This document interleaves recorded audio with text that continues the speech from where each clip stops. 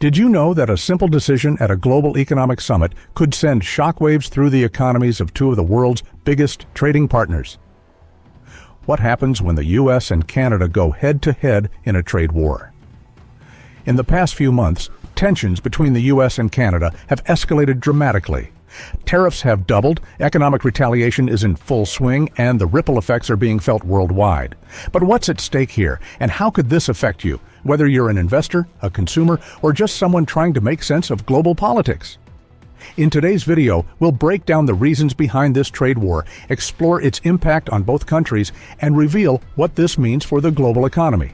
Plus, we'll dive into policies on how smaller nations like Switzerland are reacting to the U.S.'s new aggressive and what could be next in this economic showdown. Stay tuned to find out how this trade war could shape the future, and don't forget to subscribe so you don't miss out on more in-depth analysis and updates. The trade dispute between the United States and Canada has reached new heights, but this didn't happen overnight. It all started with a highly controversial move by President Trump at the World Economic Forum in Davos, Switzerland, where he announced tariffs on European nations, including Canada. This announcement came as a shock, especially considering the long-standing relationships between the U.S. and its allies. Trump's move to impose tariffs on Canadian aluminum and steel essentially doubled the existing tariffs, raising them from 25% to 50%. This was a bold and aggressive action that didn't sit well with Canada, a country that has always prided itself on maintaining a friendly relationship with the U.S. But why did Trump decide to take such drastic steps? The answer lies in his broader economic agenda. By increasing tariffs, Trump aimed to protect American industries, particularly steel and aluminum producers, against foreign competition and to secure more favorable trade terms for the United States.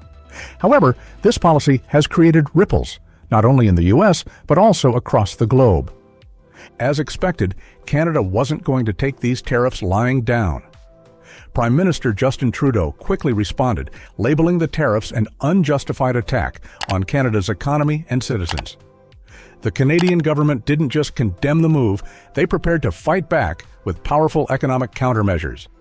In the wake of Trump's tariff hikes, Canada prepared to impose counter tariffs on U.S. goods, targeting key sectors like agriculture, beef, dairy, and wheat exports. This retaliation is estimated to be worth $30 billion, a staggering amount that underscores how serious the situation has become. But Canada didn't stop there. The Ontario government threatened to cut electricity exports to the U.S., a move that could disrupt the U.S. power grid, particularly in states like New York, Michigan, and Minnesota, which rely heavily on Canadian electricity. This would not only affect daily life, but could potentially cause rolling blackouts across major cities. By cutting off Canadian energy exports, the U.S. would face skyrocketing electricity prices, something that could have far-reaching consequences for businesses, households, and the broader economy. Canada's leverage over energy exports could shift the balance of power between the two nations, putting further pressure on the U.S. Let's take a closer look at how these tariff battles are affecting both countries' economies. On the one hand, Canada faces significant losses, with experts estimating that the country could lose as much as $16 billion due to the tariffs on aluminum and steel alone. This doesn't include the potential impact on other sectors like agriculture, automotive, and manufacturing, all of which are vital to Canada's economy. On the other hand, U.S. industries are also taking a hit. Companies in the automotive, electronics, and construction sectors are facing increased production costs, which ultimately lead to higher prices for consumers. Not only does this affect consumers' purchasing power, but it also puts pressure on businesses to maintain profitability in an increasingly volatile economic environment. Financial experts have raised the forecast for a U.S. recession to 20%, up from previous estimates. While Federal Reserve Chairman Jerome Powell insists that the economy remains stable, the stock market's reactions, with the Dow Jones dropping over 600 points in just a matter of days, tell a different story. The impact of the U.S.-Canada trade war isn't confined to just the two countries involved. Global markets are watching closely, and the fear is that this trade dispute could spiral into something far larger, a global trade war. Countries in the European Union, as well as China, are already closely monitoring the situation.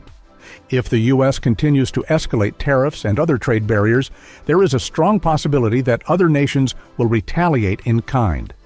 We could see countries impose tariffs on U.S. goods, which would further disrupt the global supply chain, resulting in higher prices for products worldwide and reduced international trade. Already, China's government has warned the U.S. that any prolonged trade war could not only disrupt global economic growth, but also result in increased uncertainty in global markets, leading to potentially severe economic consequences for everyone. An often overlooked but crucial aspect of the U.S.-Canada trade war is the issue of energy imports. Historically, the U.S. has relied heavily on Canada for oil, importing over 60% of its crude oil from Canada.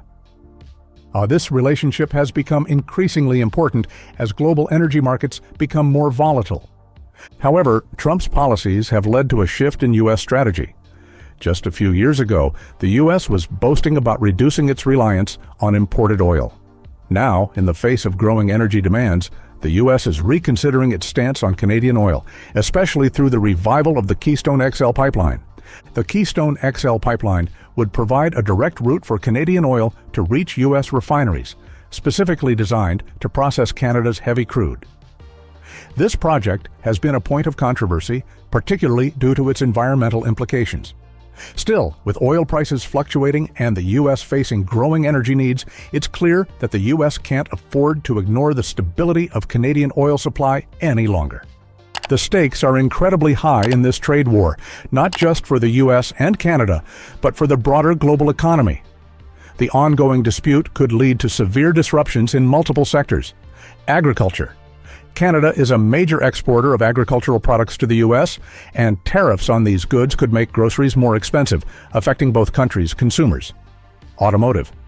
With U.S. car manufacturers like GM, Ford, and Stellantis having factories in Canada, tariffs on automotive products could disrupt the global auto supply chain, leading to higher car prices and job losses.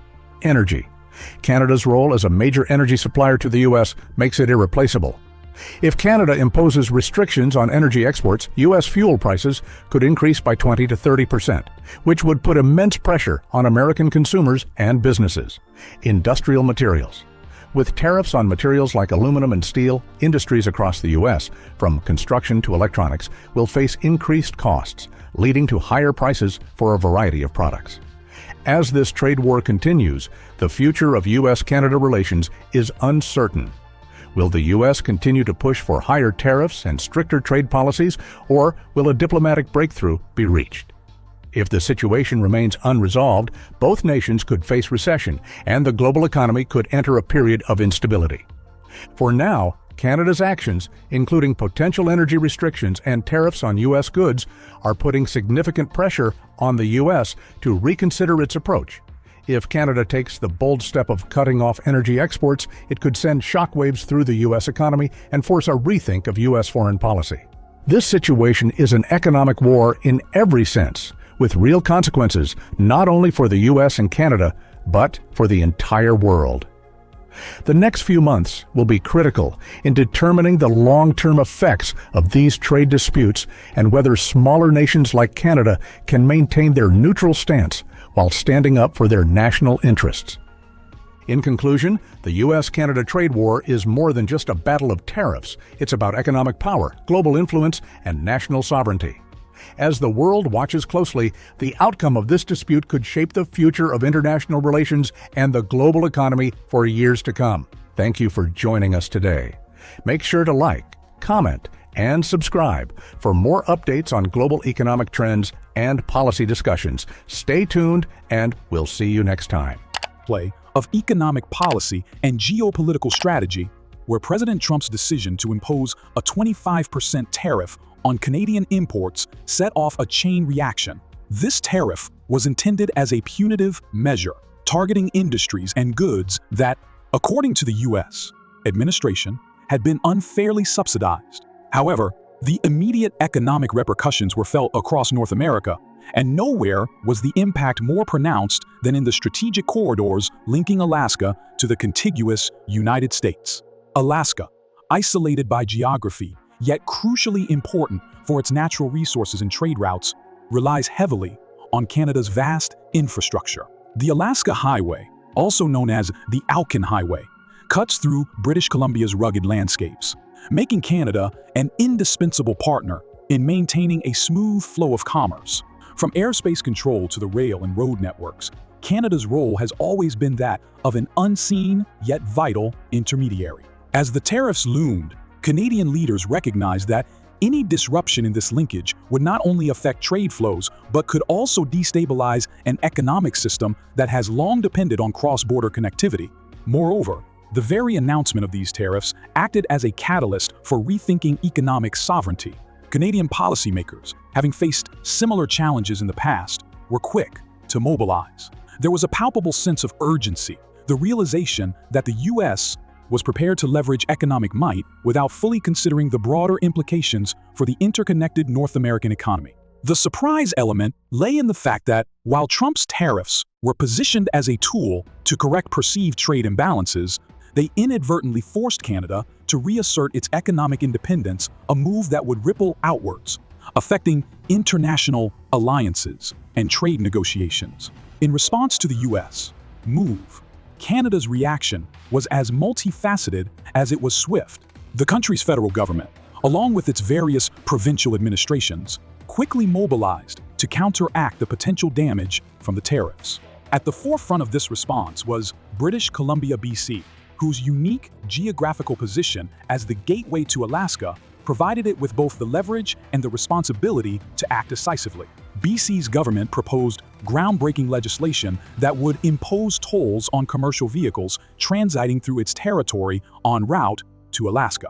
This measure was not just about revenue generation, it was a symbolic and practical barrier designed to disrupt the smooth passage of U.S. goods, sending a powerful message that Canada would not be a passive conduit for policies it deemed harmful. The legislation also included provisions requiring that low-carbon fuel additives used in gasoline and diesel be produced domestically, a clear push to bolster local industries and reduce reliance on imported technologies and resources. This dual strategy of economic protectionism and domestic industrial support underscored BC's commitment to shielding its economy from external pressures. Simultaneously, other provinces adopted their own countermeasures. Nova Scotia, for instance, took a hardline stance by barring American businesses from bidding on provincial government contracts and doubling the toll fees on commercial vehicles using key transit routes. The province also removed U.S.-made alcoholic products from public stores, reflecting a broader strategy to prioritize Canadian goods over foreign imports. Alberta, known for its energy resources, echoed these sentiments by preparing its own set of retaliatory measures. Premier Danielle Smith warned that the tariffs were an unjustifiable economic assault, predicting that such actions would lead to higher prices and job losses on both sides of the border. She called for a national unification effort to dismantle internal trade barriers and fast-track resource projects such as pipelines and LNG facilities.